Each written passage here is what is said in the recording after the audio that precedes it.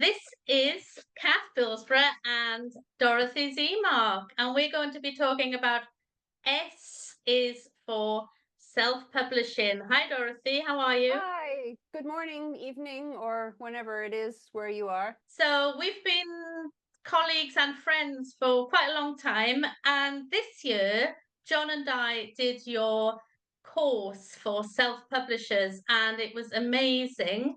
But when we were thinking about who it might be interesting to interview, we both suddenly thought of you for very obvious reasons. So I'm going to ask you first, Dorothy, just to tell us a little bit, who is Dorothy Zemach and why am Okay. I interviewing you? Okay, not just because I said yes. No, I taught English full time for many years in companies, in IEPs, and English programs in universities. But when my family moved back to the US to probably stay while my kid went through school, I was teaching full time in a university. And I don't mean to shock or surprise anybody, but teachers' salaries in the United States are not that high.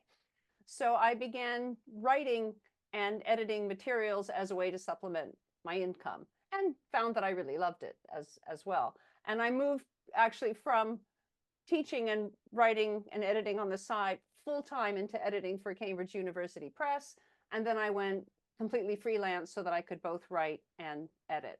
So I started writing what we call traditional materials or materials for traditional publishers, course books, skills books, and I think I've written for everybody. Okay, maybe not Cengage, but I've written for Oxford and Pearson and Cambridge and Macmillan and Express and University of Michigan Press, all kinds of. So I have a lot of experience with the kinds of books you see from if you go to a conference that you see on the stands. And from there, I got interested in self-publishing, and I was just going to do fiction and short stories. And I thought I'm certainly not going to do as a creative hobby the same thing that I do for my regular job, right? I will do, beautiful words and stories. And so I was working on that and learning how to self-publish from people you meet in internet forums, as one does. And I had a good friend who worked at the University of Oregon where I used to work. And at the university, there were two tiers of jobs for people teaching English as a second language. There was a career trackish track, which wasn't quite tenure because then they would have had to pay us a living wage, but it was for people who were very serious about kind of the whole academic environment, and they were on committees and they presented at conferences and they had a lesser teaching load. And then there was a track for people who just taught, and all they had more contact hours, but they didn't have to do any presenting or all of these other sort of professional activities. And my friend was just teaching. And one day the university looks at their job categories and says, oh, we can't have that group. Everybody has to be in this other group. If you are someone who's only been teaching, you need to reapply for your job and show that you meet the requirements of this other job that you had never applied for, which included things like publishing. And so we're having lunch with her and her husband and my husband and whatnot, and she says, "Yeah, I'm out of a job because there's no chance that in the next 5 months I can identify a research area, carry out research, find something of significance, write it up, send it out to reputable journals, have it accepted, and in print in time for the deadline of this job application." And I thought, well, no, you can't. But if I had a body of work, I could turn it into a book in a few days. So I said, why don't you write a book for me? And she thought for a bit and she said, but I don't do anything. I just teach. And I said, yeah, but teaching is a thing. You could write a book on how to teach or a book on for students on how to learn. And at the end of the lunch, I looked at her and I said, but you're not going to do that, are you? And she's like, yeah, I'm not really a writer. And then I said, well, what if we went out to the coast It's like an hour and a half drive from where we live. But we can go out to the coast and rent an apartment and bring our laptops and get a bottle of wine and some salty snacks and sort of do it together. And I knew that would get her. She's like, oh, I love the coast. It's like, yeah, I know. So we identified one other teacher in the same position whom I also knew and liked.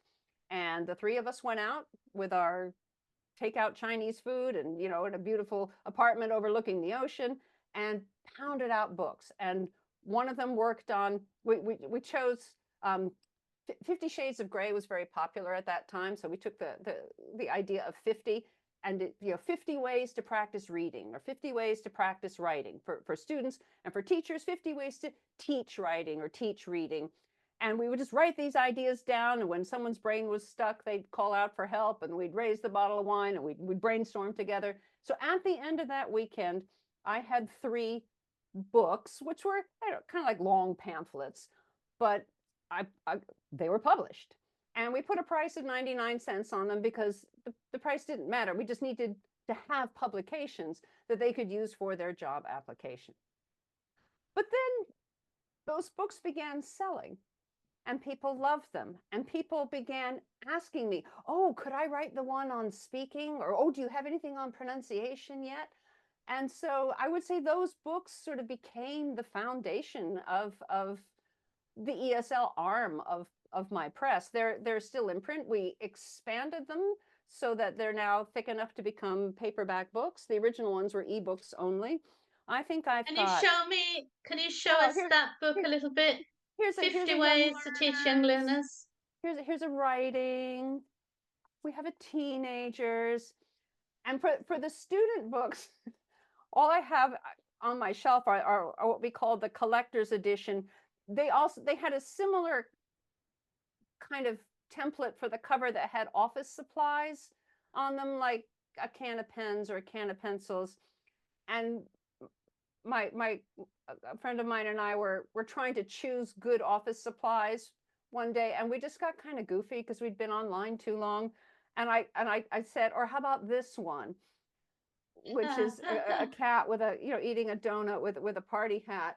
And she said, oh, I love it. Let's do up a special edition as a raffle prize. And you probably can't see it. There's a photo of her dressed to match. So we did hers and we did mine. I got a goofy cat doing writing. And we took them to IATEFL. We put that little sticker on it that says collector's edition. And then the regular ones were just the office supplies. And people kept trying to buy the cat ones. And I was like, no, those are just for like, put your name in our raffle. And people were like, no, I don't want to raffle. I just want to buy the cat one. And I thought, well, listen to your market. So the student books, we've leaned into 7 crazy cats. They're all crazy cats now on the covers. And how many books? How many have you got in that collection? How many? 50? For students, we have, I think, 7. Right, because you can have more books for teachers because you can have 50 ways to teach young learners, but there's no corresponding student book of 50 ways to be a young learner, right? That book isn't out there. So I think for the students, we have all the skills: reading, writing, listening, speaking, grammar, vocabulary, and business English. And Business Cat has a little red telephone at his desk. I wish I had that one to show you, but yeah. Of course he does. You can look it up. So those books began to take off. And then, I mean, as much as I only wanted to do other people's fiction or my own short stories and whatnot, ELT is what I know.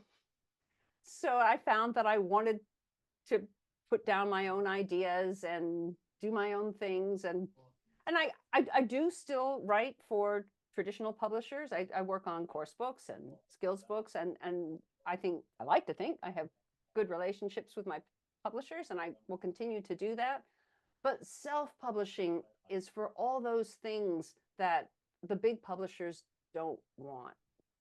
Okay, so that leads me to one of my questions then, off the cuff questions. But what is self-publishing good for? So anybody, the kind of people I'm imagining would be watching this video would be teachers and would-be writers, people who have got an idea for a book, or they've already got a book half written, or maybe some materials, and they'll want to know, what is self-publishing good for? Good for, I would say, a range of things. One of the first books that I did, I'd done a bunch of columns for a magazine that the TESOL Association used to put out and then stopped, but they were never online. It was a paper magazine.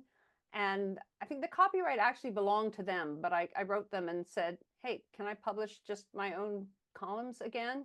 And they said, yeah, go ahead. So they were sort of magazine articles, but to me, they look a lot like blog posts. So if you were someone who kept a blog, but you wanted all of or your greatest hits or something together in one book. So I took them and I put them into a book, and it's just a random collection of my articles. I did the same with, if you know Hugh Deller and Andrew Walkley, they have this lexical lab. They have a blog with really interesting kind of grammar rants on them. And I asked, can I make those into a book? And Hugh said, but why would anybody buy a book of stuff that is freely available on our website? Because I don't want to take those down. And I said, well, some people would be happy to pay £2 or £3 to have just those things collected in one place with an introduction and you know and without the advertisements for the summer course coming up and whatnot, just for the convenience of it. And he said, well, I mean, if you want to, go ahead. And that sells very well. People aware. I mean, it's not a secret that you could go to their website and search for the column you want and find it, but it's just more convenient to have it all together. So Yeah, not any kind everybody likes, like, I think I'm probably the kind of person who would prefer a book of blog posts rather than right, going right. online and reading And I think through. particularly those of us who spend a lot of our life online already because we have to, when you want to sit down and relax and read something, it's nice to rest your eyes on print. I'm on websites all the time. When I want to read the newspaper, I want to sit there with my cup of coffee and read a newspaper on actual paper because it's Yeah. different and it feels different. So the other kind of people who started coming to me were people who wanted to use their own worksheets in their classes, which makes sense, but they used the same worksheets every term, and they had their university come to them and say, well, you can't just keep photocopying things, you have to buy a real book. And I had one author come in a panic. He had designed this online MOOC course that was going to run for 6 weeks or something. He had 190 Peruvians coming in person to his institution, who would be there in person, and everybody else, tens of thousands of people online. He designed the whole course with all his materials, and then his university said, oh no, it has to be a real book by a real publisher. And he said, but I start teaching in a month and a half. My whole course fits with my materials. So he said, can you make my materials be a book? And I said, well, okay, in a month and a half, yes, but there's not going to be time for like editing. It's going to be a proofread and off we go. So that's what I did. And that is still one of my best-selling books. And I've now So done. did all of those, does that mean that all of those students will have had to buy or will have Well, bought he a said that the copy? 190 coming in person, he said, I can guarantee you 190 sales of paperbacks. Don't know about the ebooks. And I said, okay, 190 paperback sales guaranteed. That's enough for me to take a chance. Let's do it. And so that worked. When remember that that thing we had a few years ago, the pandemic? Yeah. Yeah, I remember that. And then suddenly everybody was shoved into teaching online, whether they knew Yeah. how or not. So my friend Keith Folse, who does a lot of vocabulary stuff for University of Michigan Press and for Cengage and whatnot, he found himself teaching online, and he said, do you know there's no book for complete beginners? He does a lot of workshops for adult ed teachers and K-12 teachers, and a lot of those people, at least in the US, are sort of barely on email. I mean, they're not very internet savvy.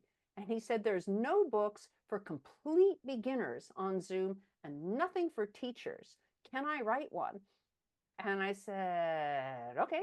So we came up with Teaching with Zoom for Complete Beginners. Wow. I think it's one negative reviews on Amazon says something like, this is a book for complete beginners. That it is, that it is. For people who want to know, do I have to have a Zoom account? And so we took them through registration, but then all those teacher questions of, can I take attendance? Can I grade? And things like that. And if the answer is no, what can you do instead? Yeah. And it sold like hotcakes at the beginning.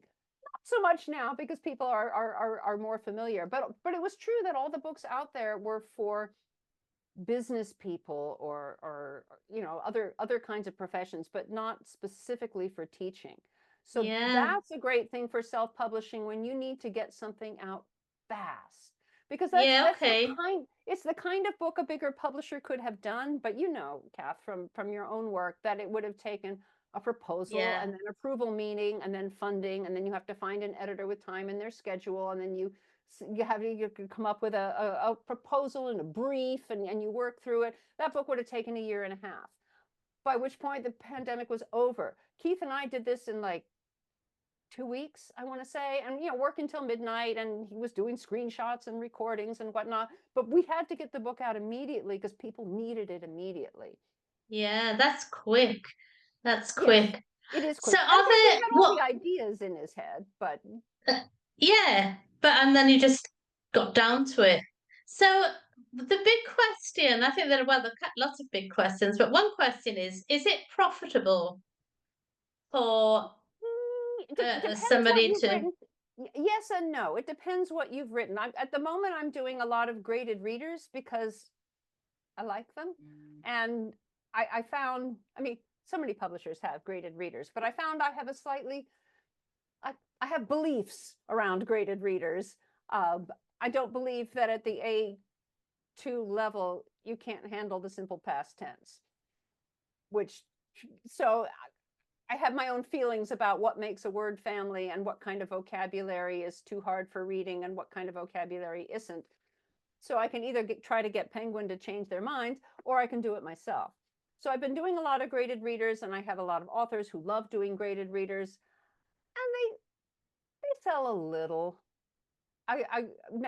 Nowadays, when I'm approached by someone who says, "Oh, I want to do a graded reader," even ones that have won like little awards and whatnot, and I say, if you want to do a graded reader, I would love to do a graded reader because I believe in that.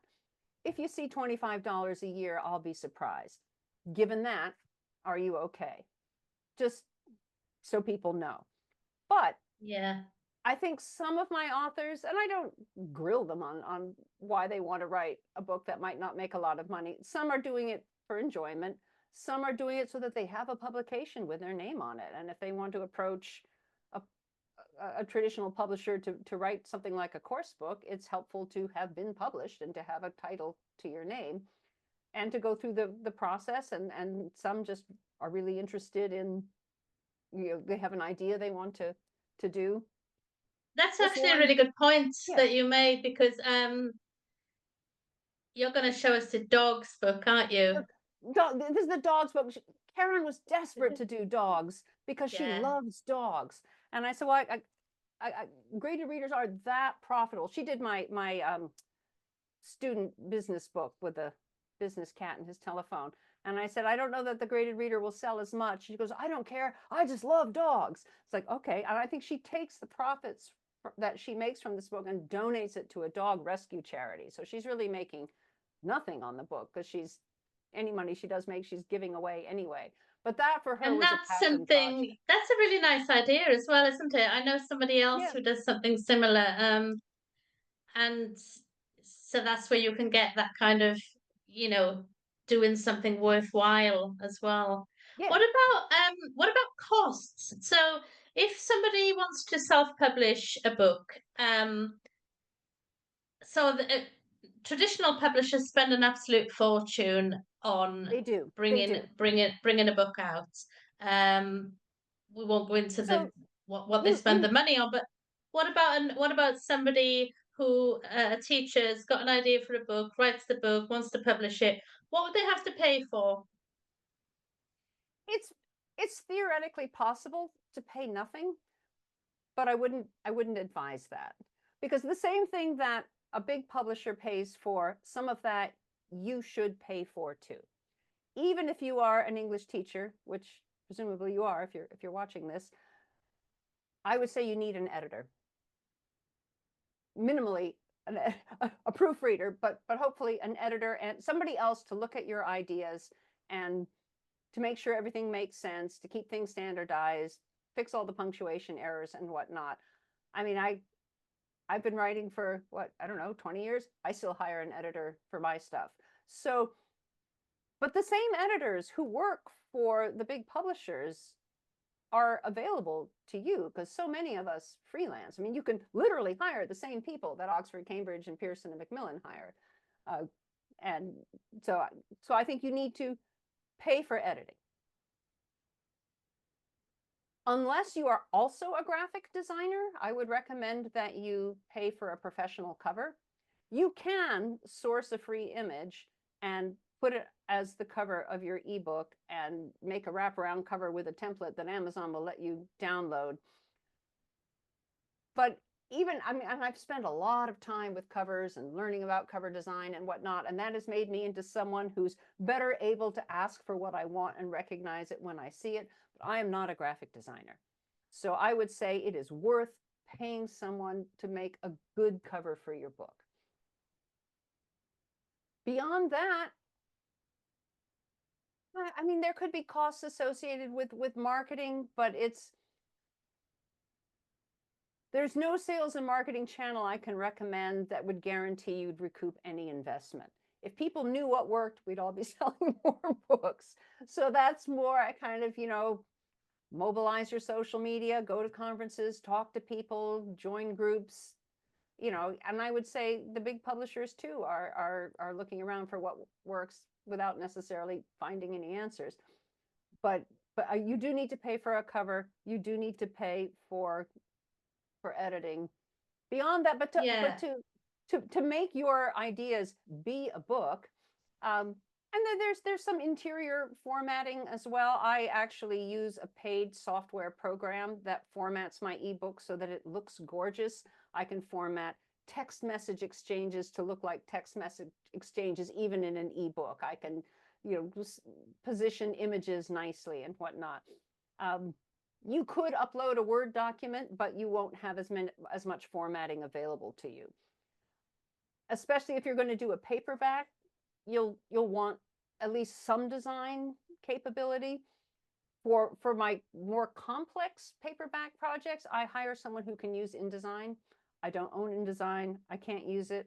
I don't see myself learning anytime soon. So sometimes I need to hire an interior formatter who can do that kind of thing. But to actually upload your file to a site like Amazon or Kobo or Apple or Google Play that will sell your book, that is free. So you get a great book presented well, which, the cover is a big part of, and then you upload it free and money flows to you. You set your own price. Where self-publishers can compete with more traditional publishers, I think, is on price. We're not maintaining an office staff in London or New York, so our costs are basically our time once you've paid for your editing and your cover. And your editing and your cover is a one-time cost. Once you've paid for that, it's done. So we can keep our prices low, which is another reason I think it's easy for us to access teachers who are buying their own classroom materials, because a lot of those people don't have a lot of money, so they appreciate having more affordable options. Yeah, that's a really good point, isn't it? That's a really good point. One thing then to ask you, I suppose, is if you self-publish a couple of books, would that hurt your chances of then being taken on by a traditional publisher? What's your thoughts I on would that? say absolutely not at all. For one thing, the kinds of books that we publish are very different. If you look at the big publishers, a lot of them are dropping their single titles, the one-off conversation topics book and whatnot. Those are all going out of print and staying out of print and not being replaced. And they're going all in with series of 5 levels or 6 levels meant for the whole world instead of just one country. Whereas the books that work well for self-publishing are those more niche things. You can target one country or one skill area or something. So we're not really in competition. Publishers are happy to have authors who are well known and who promote and who are out there doing things. So if you're out there making a name for yourself and you're passionate about materials, that doesn't hurt them at all. I had someone take my class a couple of years ago, Lewis Lansford, who does a lot of stuff for National Geographic, and he wanted to do something on teaching with TED Talks. And he said, there's a little overlap maybe with some of my Nat Geo stuff or Cengage or whatever they're called now. And he said, let me just ask them. So he asked them, do you mind if I self-publish this book? And they were like, no, we're delighted. Go for it. We'll put it on our stand at IATEFL if you make that book and whatnot. So I've never had a publisher be anything but impressed, actually, that I'm also Yeah, writing and I think publishing my I own I think stuff. that's I mean, if I were a publisher and I saw that somebody had self-published something, the first thing I'd think was, wow, they actually get down to work, don't Yep. just talk about it. They They follow understand the through. process, how things are done. But that's another Yeah. reason your book really needs to be edited and have a beautiful cover on it, because that is your example, right, of your work. And you don't want the one, if a traditional publisher looked at the one thing you'd put out and it looked terrible, then that's not a great advertisement for you. I mean, you want it Yeah. to be your best work. But Yeah, that's a really also, good as that's as a lot of these books come out of print, I think some of them are going to move into being self-published. Do we have time for a story, Kath? Yeah, we've got time for a story, and that's quite interesting what you're saying because some people who'll be watching won't know about this, that sometimes a book goes out of print, but as the author, you might be able to ask the The rights publisher come if you back to can you. reclaim the rights. So tell us the story. So I'm there in Algeria working with Alan Pulverness of Transform ELT on teaching extensive reading, and Alan mentions one day this quote from a book talking about adapting published works for adapting works for graded readers. And they use as an example the book 1984 that opens describing London as a grimy city. And the author said when that's adapted for readers, grimy being a I don't know, C2 or off list word, gets changed usually to dirty. And he said, but grimy and dirty are not the same.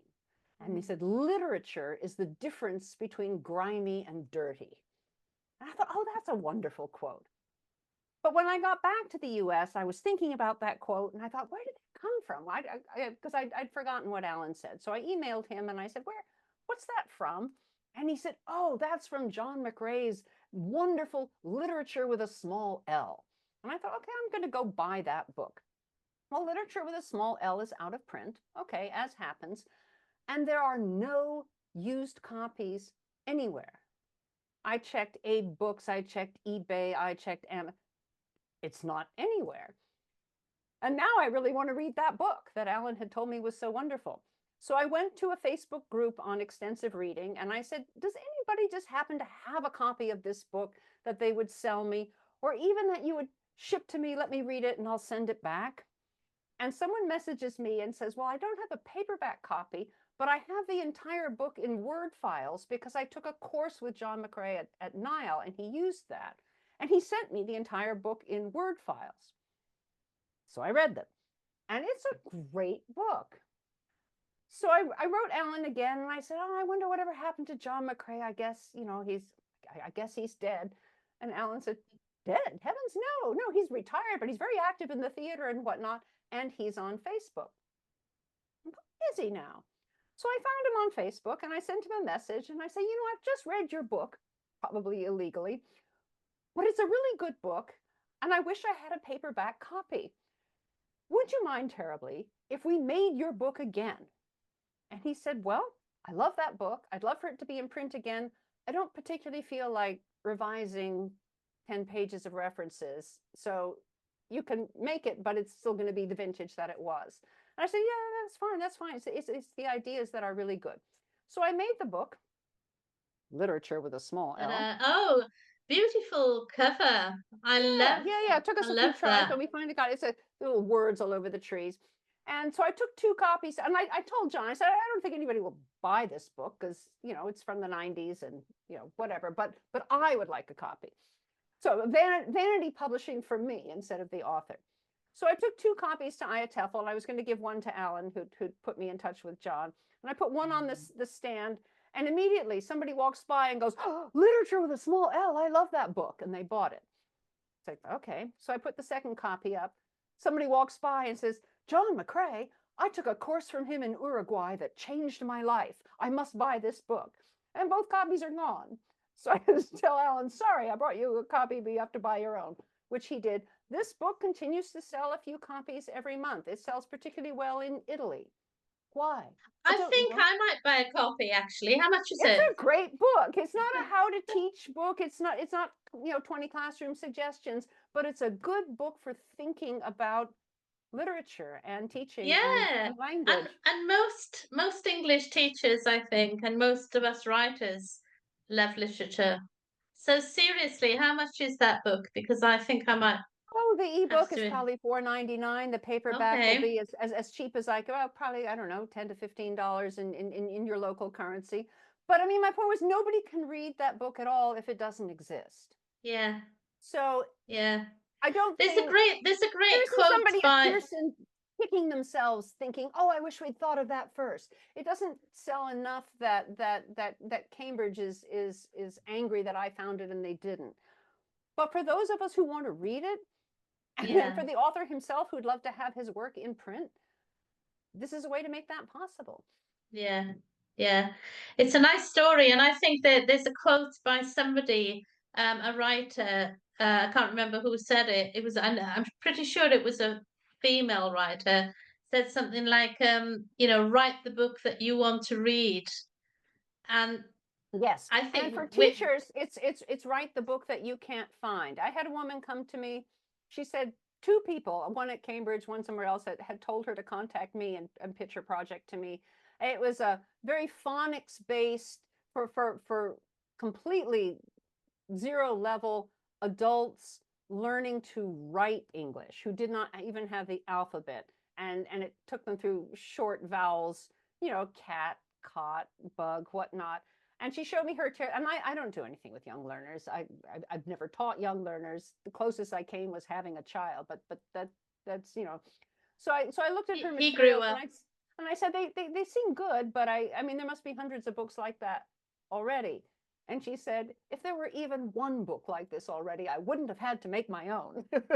I had to make my own because what I needed didn't exist. And I said, okay, well now I'm interested.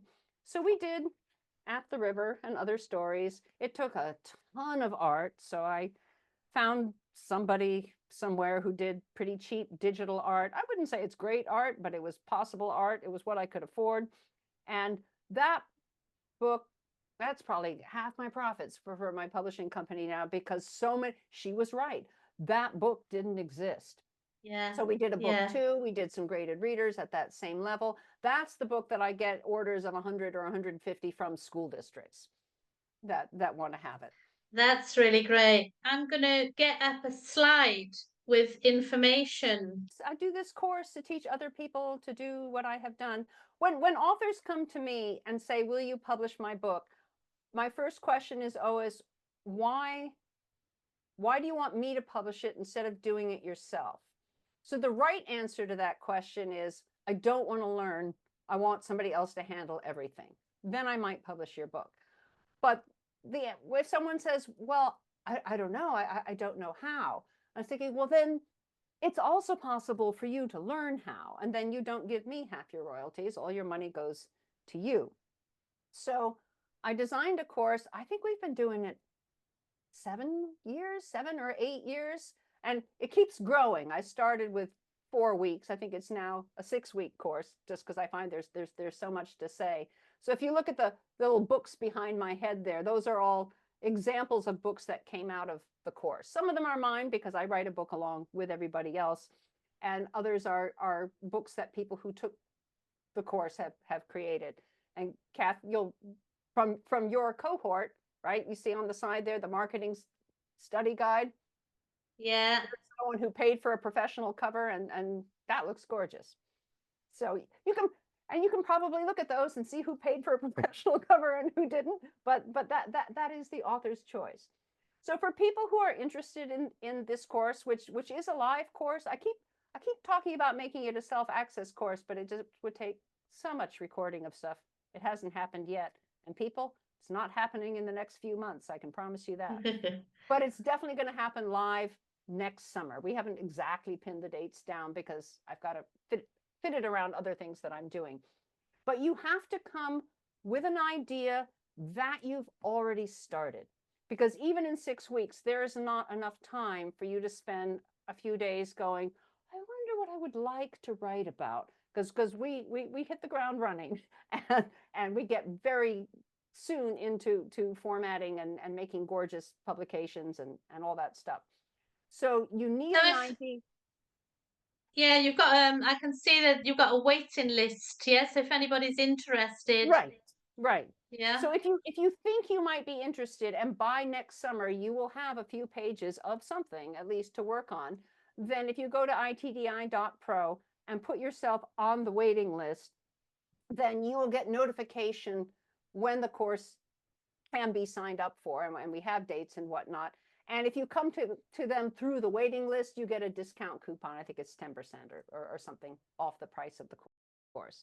I will also tell people if their project is not suitable for self-publishing, so you don't spend 6 weeks and then go, wait a minute, I can't handle all this audio. I mean, so I'll give you feedback on your proposal, and we'll decide if it's something that can be worked on.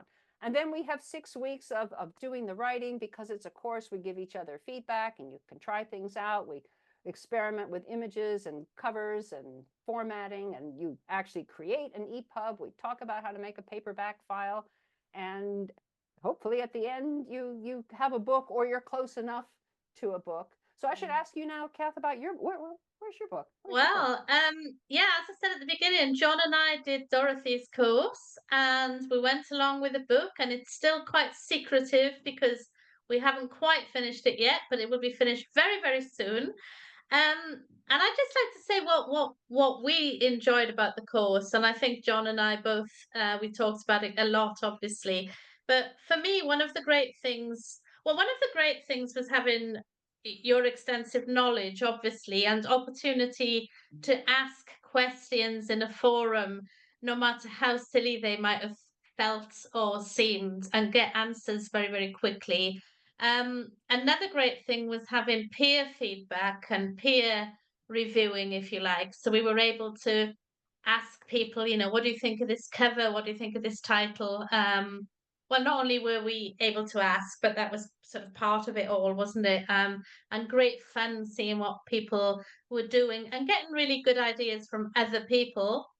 And then the third thing is that everything that we did on that course, and the videos of the sessions that we did with you and the information that we had, is still all available to Yes. us, so that if you work at a slower pace, you can actually go back and re-watch something, reread something, remind yourself of something, because The videos are pretty dense. I think you pretty much have to rewatch them to get all of the yeah, information. and it And you do then have access to my personal feedback for a year after the course ends, yeah, because which yeah, 6 weeks is fast if your book isn't pretty much finished yeah. already. And most people come with a work in progress rather than a work finished. And Well, I suppose one question maybe to finish on, which I think might be an interesting question, although I can see us doing maybe a part two of this at some time in the future, because there's a lot to talk about. But one question to finish on would be that if somebody does watch this and think, oh, I wonder if my idea has got any leg room, any value. Should I go with it? Should I shelve it? Am I being silly? I don't mhm. know. So I mean, I would say that, these people are very welcome to ask me and John whether we think it's got any Oh, leg room. absolutely. But can Yeah. they approach you as well? Could they send you an email and say, "Hey, Dorothy, I might do your course, but I'm not sure. I've Not got not this not not an idea." email or I'll explode, but if they can find me on Facebook, I am on LinkedIn. I do so little on LinkedIn that I have it set up so if anyone messages me, LinkedIn will say, hey, someone's trying to get in touch with you. So LinkedIn, and I technically have a Twitter account, but I'm not going to use it anymore. And I'm on Blue Sky. So if you find me on Okay. Facebook, Blue Sky, I think I have Instagram too. Another thing I never check. LinkedIn. Find me on social media and ask, what do you think of this book idea? I would say probably the best place to ask me would be on Facebook because I'm connected to Okay. so many teachers. And if you ask me and it goes onto my public wall, then lots of other teachers will also chime in and say, I love this, I don't love this. And and really, if you're going to be doing books for teachers or books for students, and teachers know students, those are the people you want to ask.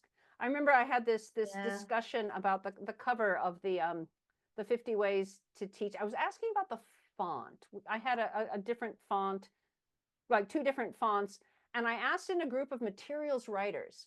And overwhelmingly, everyone said, yeah, the font is irrelevant. The problem is she's standing in front of a chalkboard.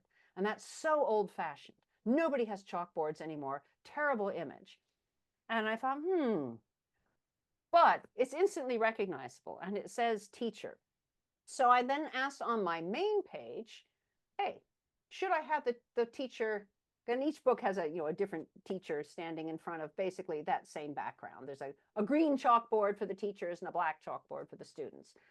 What's your feeling? Do you want a chalkboard or would you rather have some sort of modern, slick digital whiteboard, something?